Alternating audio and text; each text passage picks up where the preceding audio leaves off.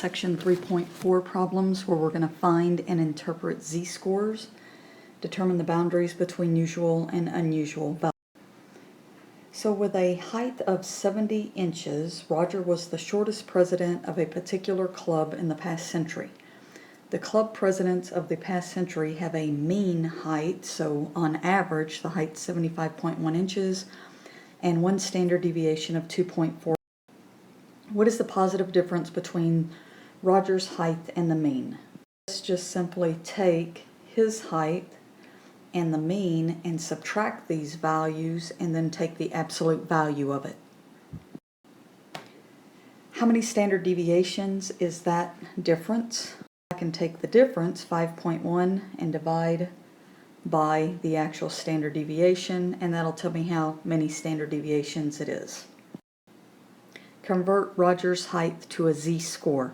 This is very, very, very important, that piece right now, that a z-score is actually what we just found, the number of standard deviations that a given value is above if it's positive or below if negative. We would expect this z-score to be negative because he's below the mean. Or we use the formula our data value minus the given mean divided by the standard deviation. So doing so, we get a negative 2.125, which again, this makes sense. It would be negative because he's below average, so he's below the mean.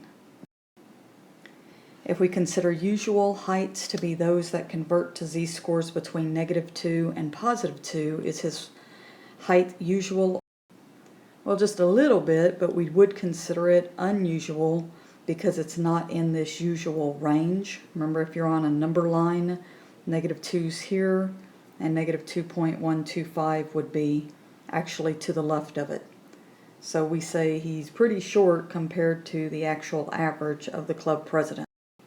Another good time to understand what this means with a bell-shaped curve, if this data is from a normal data set, then the mean, the 75.1, is right here in the middle. One standard deviation would be 75.1 minus 2.4. Two standard deviations would be 75.1 minus 2 times 2.4, and so on. So basically what we're saying is when we convert this to a z-score, what you're doing, you're converting your mean to a 0 and your standard deviation to 1 standard deviation, 2 standard deviations, and so on.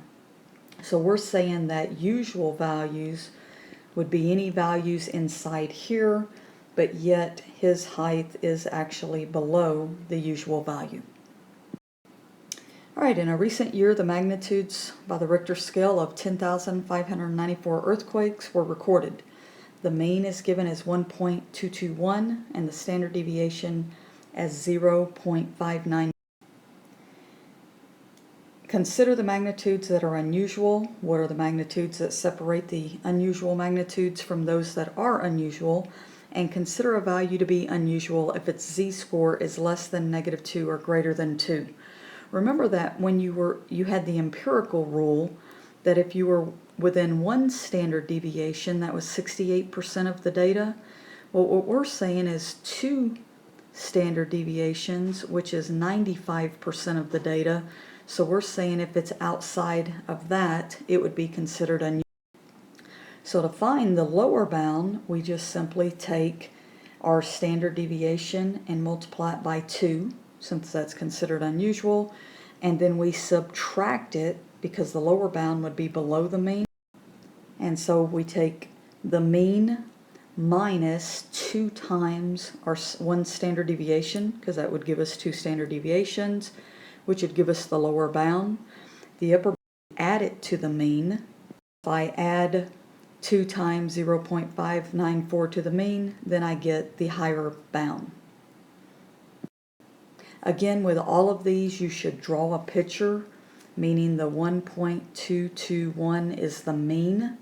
My lower bound is 0.033, and my upper bound is 2.409.